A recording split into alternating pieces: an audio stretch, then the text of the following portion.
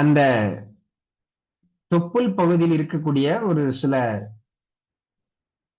குறிப்பிட்ட சமநிலை இன்மை, பேலன்ஸ்டா இல்லாம போகக்கூடியதான் பாத்தீங்க அப்படின்னா ரிமைனிங் நம்ம அந்த 5 வாயுக்கள்ல பார்க்கக்கூடிய மேஜர் வைட்டல் வாய்ஸ்ல இருக்கக்கூடிய அந்த 4 வாயுக்கள் வந்து இம்பேலன்ஸ் இருக்கிறதுக்கும், அதே போல பொதுவாக தச வாயுக்கள் சொல்லக்கூடியதுக்கும் சரி, அல்லது நம்ம மாடர்ன் ரீதியா பார்க்கும்போது வந்து எக்ஸோகிரைன், எண்டோகிரைன், அல்லது மத்த என்னென்ன கிளான்ஸ் எல்லாம் சொல்றோமோ, அல்லது மற்ற கிளான்ஸ் எல்லாத்தையும் வந்து கண்ட்ரோல் பண்ணக்கூடிய சொல்ல மாதிரி வந்து பிட்யூட்டரி, பீனியல் அப்படின்னு சொல்லக்கூடிய கிளான்ஸா இருந்தாலும் சரி, அல்லது பொதுவாக சூட்சுமமாக சொல்லியிருக்கக்கூடிய மோர் தென் 240 பிளஸ் கிளான்ஸ் அப்படிங்கிறதையும் ஒட்டுமொத்தமாக சரி செய்யணும், அல்லது வந்து பேலன்ஸா இருக்கணும், ஆரோக்கியமா இருக்கணும், சரியான தன்மைகளை வந்து வேலை செய்யணும் அப்படின்னு சொன்னாலும் இந்த நாபி சக்கரம் அப்படின்னு சொல்லுவாங்க.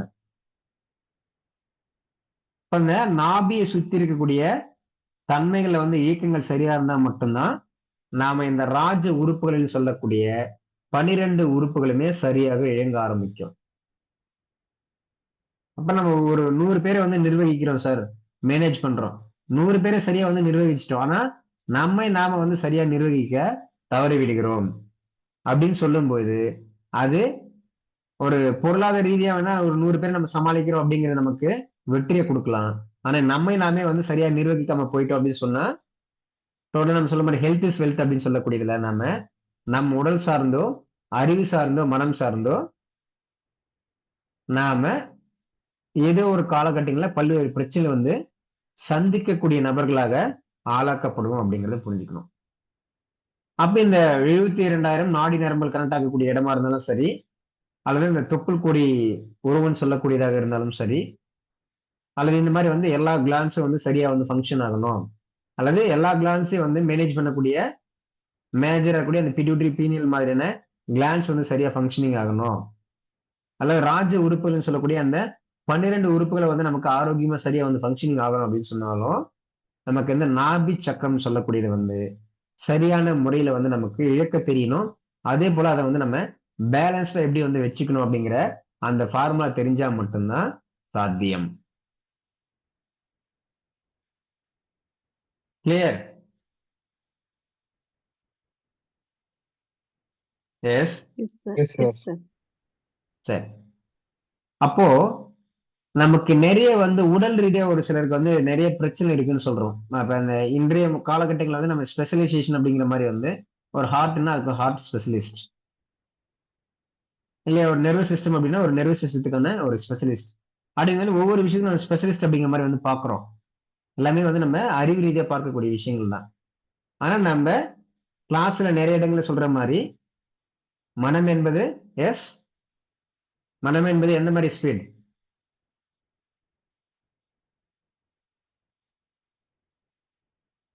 எஸ், மனம் அது வாயு வேகம் சொல்லுவாங்க. நான் என்ன சொல்லியிருக்கேன்? குரங்கு மாதிரி Overspeed, sir. Overspeed. கேட்கிற கேள்வியும் எங்கேயோ இருக்கு, சொல்லக்கூடிய ஆன்சர்ஸும் எங்கேயோ இருக்கு. அவர்களுக்கு தெரிந்த ஆன்சரை அவர்களுடைய பாணியில் தெரிவித்துக் கொண்டிருக்கிறார்கள். நோ அப்படி ப்ராப்ளம். அல்ல ஆசிரியரே, Okay, அப்படி thank you, அல்ல. sir. மணி ஒண்ணாச்சு சார். சரி, அப்போ மனம்ங்கிறது வந்து பாத்தீங்கன்னா சூப்பர் ஸ்பீட்ல இருக்கும், அறிவுங்கிறது நார்மல் ஸ்பீட், உடலுங்கிறது ஸ்லோ ஸ்பீட். அப்ப இந்த அறிவினாலேயோ அல்லது நம்ம மனதை பயன்படுத்துவதனாலேயோ நம்ம உடலை வந்து பல்வேறு விதங்களாக சமநிலை இல்லாமல் ஏதோ ஒரு வகையில வந்து நம்ம அடிமைத்தனம் வந்து செஞ்சு வச்சிருப்போம். அப்ப இந்த மாதிரி இருக்கக்கூடிய வந்து நம்ம அந்த உடலுக்கு வந்து பிரைமரி இம்பார்ட்டன்ஸ் கொடுத்து வந்து நம்ம உடலை சரி செய்வதன் மூலமாக நாபி சக்கரத்தை வந்து நம்ம சரியா வந்து ஆக்டிவேட் பண்றதுனால நமக்கு என்ன நடக்கும்னா அந்த 12 ராஜ உறுப்புகளுடைய இயக்கங்கள் வந்து சரியாகும். இந்த தச வாயுக்கள் வந்து பிரைமரியா வந்து 5 வாயுக்களா இருந்தாலும் சரி, இல்ல தச வாயுக்களா இருந்தாலும் சரி, அது சரியா ஃபங்க்ஷனிங் ஆக ஆரம்பிக்கும். இந்த மாதிரி நமக்கு வந்து இன்றைய மாடர்ன் காலங்களில் சொல்லக்கூடிய விதங்கள் இருக்கக்கூடிய கிளான்ஸா இருந்தாலும் சரி, இன்னும் நமக்கு தெரியாம இருக்கக்கூடிய பல்வேறு கிளான்ஸா இருந்தாலும் சரி, அல்டிமேட்டா இங்க என்ன நடக்கும்னு சொல்லி பார்த்தீங்க அப்படின்னா உடல் அதற்கென்ற ஒரு தனி மொழி, உடலுக்கான தனி ஒரு பாடி லாங்குவேஜ் அப்படிங்கிறது வந்து இருக்கும். ஆனா அது நம்ம அறிவுக்கும் நம்ம மனதிற்கும் வந்து சம்பந்தம் இருக்காதுன்னு சொல்லியிருப்பேன். அப்ப அந்த உடலுக்குன்னு ஒரு மெக்கானிசம் ஒண்ணு இருக்கும் இல்லையா, செல்ஃப் ஹீலிங் பண்ணக்கூடிய வந்து ஒண்ணு இருக்கும். இப்ப நமக்கு சின்னதா ஒரு அடிபடுது சார், அங்க நம்ம ஒரு மெடிகேஷன்ஸ் இல்ல ஒரு கிரீம் வந்து நம்ம அப்ளை பண்றோம். அதை நம்ம அப்ளை பண்ணோம் அப்படின்னா அந்த வவுண்ட் வந்து நமக்கு கிளியர் ஆகுது அல்ல வந்து ஹீலிங் ஆகுது அப்படின்னு சொன்னா அது வந்து அந்த மருந்து வந்து அந்த ஹீலிங் செஞ்சுதா அல்லது வந்து நமக்கு உடலுக்கு இருக்கக்கூடிய அந்த செல்ஃப் ஹீலிங் மெக்கானிசம் அப்படிங்கிறது நம்ம அப்ளை பண்ணக்கூடிய அந்த கிரீம் அல்லது அந்த மருந்தினுடைய தன்மைகளை வந்து உட்கிரகித்து அந்த ஹீலிங் அந்த ஏற்படக்கூடிய காயத்துக்கு வந்து அதை வந்து ஒரு ட்ரீட்மெண்டா அதை வந்து கொடுத்து அதை வந்து சரி செஞ்சிருக்கா. இப்போ நமக்கு என்னன்னா அந்த பாடியோட செல்ஃப் ஹீலிங் மெக்கானிசம் அங்க வேலை செஞ்சுதா அல்லது நம்ம கொடுக்கக்கூடிய அந்த மருந்து வேலை செய்யுதான்னு பார்த்தோம்னா ஏவந்தோ வந்து அது மருந்தாகவே இருந்தாலும் அந்த பாடியோட அந்த செல்ஃப் ஹீலிங் மெக்கானிசம் ஒர்க் ஆகல அப்படின்னு சொன்னா அங்க வந்து அந்த காயம் வந்து கியூர் ஆகாது.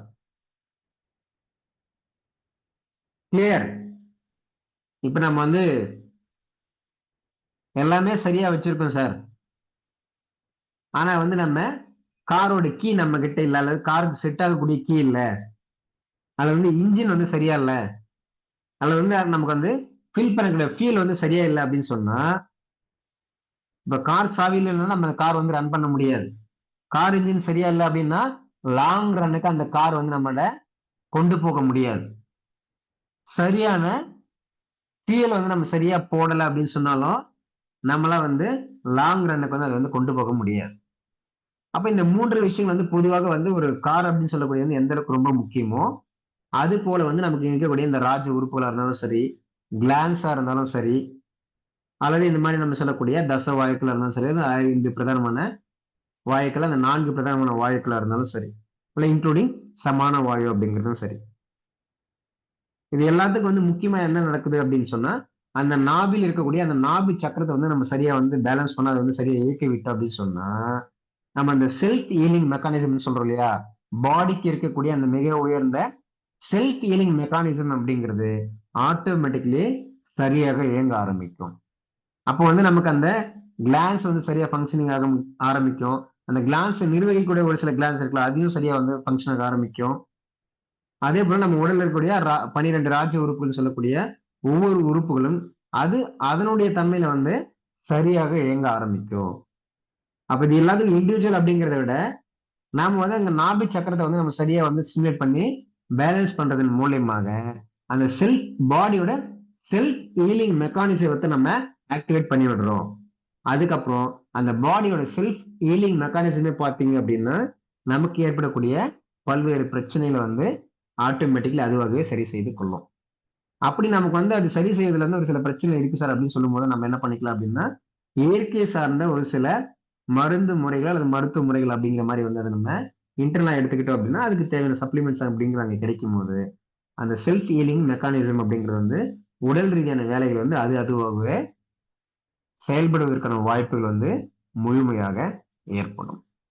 ஸோ இப்போ இது ஒட்டுமொத்தம் நம்ம எதுக்காக சொல்றோம் அப்படின்னு சொன்னா இப்போ இந்த பேட்டர்ன் அப்படிங்கிறத பார்த்தீங்க அப்படின்னா நமக்கு கிட்டத்தட்ட மேபி வந்து மார்ச் மாதங்களோ அல்லது வந்து ஏப்ரல் மாதங்களுக்குள்ள மேக்ஸிமம் வந்து நமக்கு இந்த சம்மர் சீசனுக்குள்ள அப்படிங்கிற மாதிரி வந்து இருக்கும். டைரக்ட் கிளாஸ் இருக்கும், 3 days கிளாஸ். அந்த 3 days கிளாஸ்ல வந்து உங்களுக்கு அகாமடேஷன் அப்படிங்கிறது இன்க்ளூடிங் இருக்கும், பிளஸ் வந்து 3 times ஃபுட் அப்படிங்கிறது இருக்கும், அண்ட் ஆல்சோ அதுக்கான ஆத்தரைஸ் சர்டிபிகேட் அப்படிங்கிறதும் இருக்கும். இந்த 3 விஷயங்களும் இருக்கும். பட் அதுக்கான ஃபீஸ் என்ன ஏது அப்படிங்கிறதெல்லாம் முடிஞ்ச நான் வந்து இந்த வாரத்துக்குள்ள அல்லது வந்து நமக்கு அடுத்ததாக வந்து நடைபெறக்கூடிய நெக்ஸ்ட் கம்மிங் சாட்டர்டே வரக்கூடிய வகுப்புகள் வந்து ஃபீஸ் எவ்வளவு, அதே மாதிரி எந்த லொக்கேஷன்ல வந்து நடைபெறுவதற்கான வாய்ப்புகள் வந்து இருக்கலாம், எக்ஸாக்டா எந்த மாதங்கள் அல்லது எந்த வாரத்தில் வந்து இருக்கும் அப்படிங்கிற இந்த ஒரு அப்டேட்ஸ் எல்லாமே வந்து நான் உங்க எல்லாருக்கும் வந்து சொல்றேன். இது வந்து பியூர்லி வந்து டைரக்ட் கிளாஸாக தான் வந்து இருக்கும். நான் அப்படிங்கிறது மட்டும் இல்லாமல் என்னை விட வந்து மிக சீனியர்ஸாக மூத்த நபர்கள் இருக்கக்கூடியவர்களையும் வந்து நம்முடைய கருத்துக்களுக்கு வந்து பொருந்தி போகக்கூடிய நபர்கள் அப்படிங்கிற ஃபார்மெட்ல வந்து நம்ம முழுவதுமாக வந்து ஃபில்டர் பண்ணி இருக்கக்கூடிய கான்செப்ட்ல வந்து அவங்களுடைய அனுபவ ரீதியான விஷயங்களும் நம்மளுடைய அனுபவங்களும் ஆராய்ச்சியில் வந்து என்னென்னலாம் வந்து இருக்குமோ அந்த ஒட்டுமொத்த சாராம்சங்களையும் நம்ம வந்து அந்த ஒரு டைரக்ட் கிளாஸை வந்து பயன்படுத்தி அந்த ஒரு 3 days கிளாஸ் அப்படிங்கிறது எக்ஸாஸ்டிவாக நமக்கு உச்சி முதல் பாத முறையில் ஏற்படக்கூடிய பல்வேறு சகல விதமான நோய்கள் அல்லது பிரச்சனைகளுக்கு வந்து மிக எளிமையான இயற்கையான முறையில வந்து தீர்வு எப்படி வந்து கொண்டு வர முடியும் அப்படிங்கிற சொல்லக்கூடிய ஒரு அற்புதமான வகுப்பாக இருக்கும். கிளியர். அதுல வந்து விருப்பம் இருக்குது அப்படின்னு சொல்லக்கூடிய நபர்கள் பார்த்தீங்க அப்படின்னா, மினிமம் நமக்கு வந்து ஒரு 10 பீப்பிள்ஸ் வந்து மினிமம் வந்து இருந்தாங்க அப்படின்னு சொன்னா, இந்த கிளாஸ் வந்து நம்ம ஃபர்தரா கொண்டு போக முடியும் அப்படிங்கிற ஃபார்மட்ல வந்து இருக்குது அப்படிங்கிறதுனால, வாய்ப்பு இருந்துச்சுன்னா, இந்தியால இருக்கக்கூடிய நபர்களா இருந்தீங்க அப்படின்னு சொன்னா பெஸ்ட்டா இருக்கும். இப்போதைக்கு வந்து நம்ம பிரைமரியா பார்க்குறோம் அப்படிங்கிறதுனால, அ ஆஸ் யூசுவல் வந்து இப்ப நம்ம தமிழ்நாடுக்குள்ள அப்படின்னு சொல்லும்போது, பிரைமரியா இருக்கக்கூடிய சிட்டீஸ்ல வந்து இருக்கிறதுக்கான வாய்ப்புகள் வந்து கிளாஸஸ் வந்து இருக்கலாம். ஒன்ஸ் வந்து நமக்கு ஒரு 1 ஆர் 2 பேட்சஸ் அப்படிங்கிறது முடிஞ்சுது அப்படின்னு சொன்னா, அதுக்கு பின்னாடி வந்து நம்ம ஓவர்சீஸ் அப்படிங்கிற மாரி வந்து நமக்கு இப்ப மேடம் இருக்க மாரி ஒரு மலேசியாவா இருக்கலாம், கத்தாரா இருக்கலாம், இல்ல வந்து சிங்கப்பூரா இருக்கலாம், ஸ்ரீலங்கா இந்த மாரி வந்து வெவ்வேறு கண்ட்ரீஸ்ல வந்து நமக்கு ஓவர்சீஸ்ல வந்து அப்ராட் கண்ட்ரீஸ்ல வந்து அடுத்தடுத்த நிலைகள்ல வந்து இருக்கிறதுக்கான வாய்ப்புகளும் வந்து இருக்கலாம்.